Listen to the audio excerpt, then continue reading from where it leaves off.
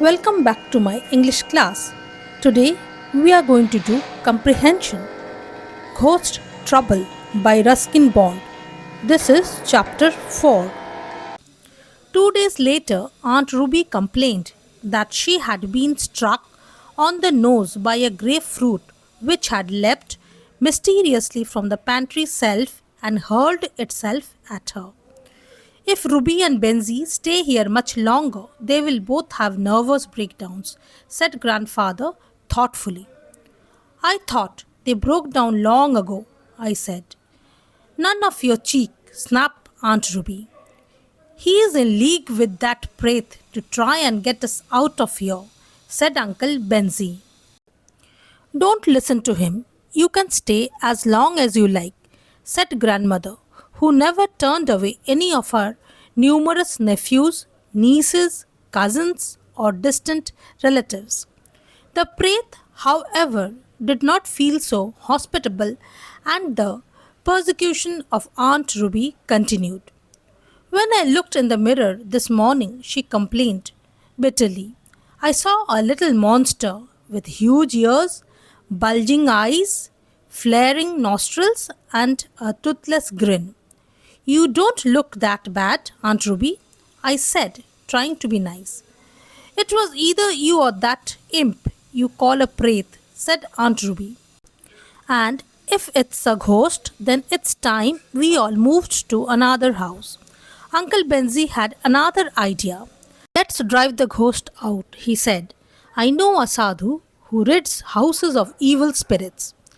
But the Prath's not evil, I said, just mischievous. Uncle Benzie went off to the bazaar and came back a few hours later with a mysterious, long-haired man who claimed to be a sadhu, one who has given up all worldly goods, including most of his clothes. He prowled about the house and lighted incense in all the rooms, despite squawks of protest from the parrot. All the time he chanted various magic spells. He then collected a fee of 30 rupees and promised that we would not be bothered again by the Prath. As he was leaving, he was suddenly blessed with a shower. No, it was really a downpour of dead flowers, decaying leaves, orange peel, and banana skins. All spells forgotten, he ran to the gate and made for the safety of the bazaar. Aunt Ruby declared that it had become impossible to sleep at night because of the devilish chuckling that came from beneath her pillow. She packed her bags and left. Uncle Benzie stayed on. He was still having trouble with his bedclothes and he was beginning to talk to himself, which was a bad sign. Talking to the Prath, Uncle? I asked innocently, when I caught him at it one day. He gave me a threatening look. What did you say? He demanded.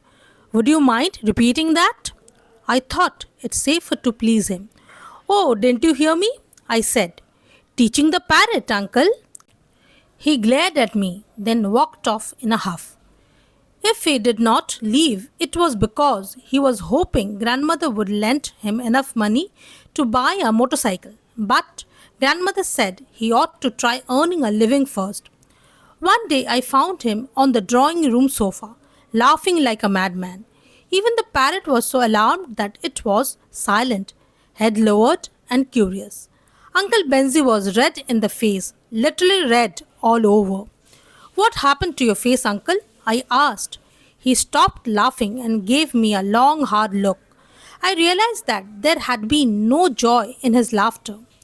Who painted the wash basin red without telling me? He asked in a quivering voice.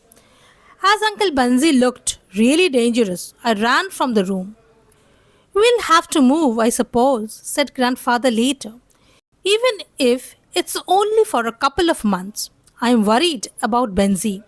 I have told him that I painted the wash basin myself, but forgot to tell him.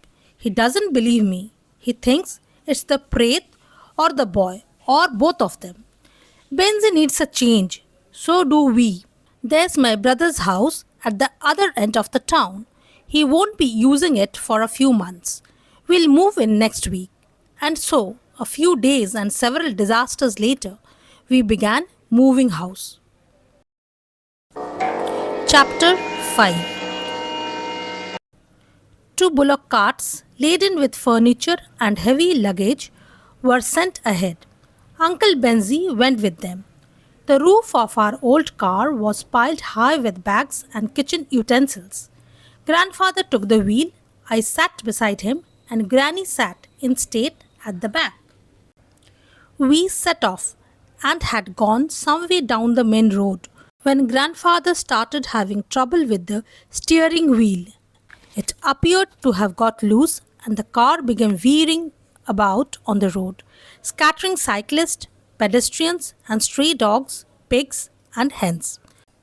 Our cow refused to move, but we missed it somehow. And then suddenly we were off the road and making for a low wall. Grandfather pressed his foot down on the brake, but we only went faster. "Watch out!" he shouted. It was the Raja of Jin's garden wall, made of single bricks, and the car knocked it down quite easily and went on through it, coming to a stop on the Raja's lawn. "Now look what you have done," said Grandmother. "Well, we missed the flower beds," said Grandfather.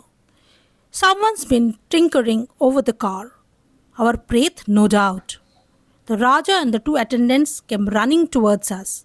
The Raja was a perfect gentleman, and when he saw that the driver was Grandfather, he beamed with pleasure. "Delighted to see you, old chap," he exclaimed. "Jolly decent of you to drop in. How about a game of tennis?"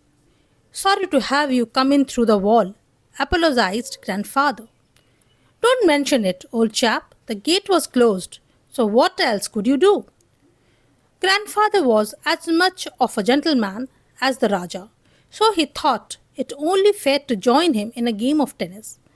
Grandmother and I watched and drank lemonade. After the game, the Raja waved us goodbye and we drove back through the hole in the wall and out on the road. There was nothing much wrong with the car. We hadn't gone far when we heard a peculiar sound, as of someone chuckling and talking to himself. It came from the roof of the car. "Is the parrot out there on the luggage rack?" asked Grandfather. "No," said Grandmother. "He went ahead with Uncle Benzie." Grandfather stopped the car, got out, and examined the roof. "Nothing up there," he said, getting in again and starting the engine. "I thought I heard the parrot." When we had gone a little further, the chuckling started again. A squeaky little voice began talking in English in the tones of the parrot. "It's the Preth," whispered Grandmother. "What is he saying?" The Preth's squeak grew louder. Come on," he cried gleefully. "A new house, the same old friends. What fun we are going to have." Grandfather stopped the car. He backed into a driveway, turned round, and began driving back to our old house. "What are you doing?" asked Grandmother. "Going home," said Grandfather. "And what about the Preth?" "What about him? He's decided to live with us, so we'll have to make the best of it. You can't solve a problem by running away from it." "All right," said Grandmother. "But what will we do about Benzie?" "It's up to him, isn't it? He'll be all right if he finds something to do." Grandfather stopped the car in front of the veranda steps. "I am hungry," I said. "It will have to be a picnic lunch," said Grandmother. Almost everything was sent off on the bullock carts. As we got out of the car and climbed the veranda steps, we were greeted by showers of rose petals and sweet-scented jasmine. "How lovely!" exclaimed Grandmother, smiling. "I think he likes us after all." Now write the answers of the questions. If you have any queries, you can write your doubts in the comment section. I shall try to help you. If you have missed the previous chapters, see, the links have been provided in the description box for you.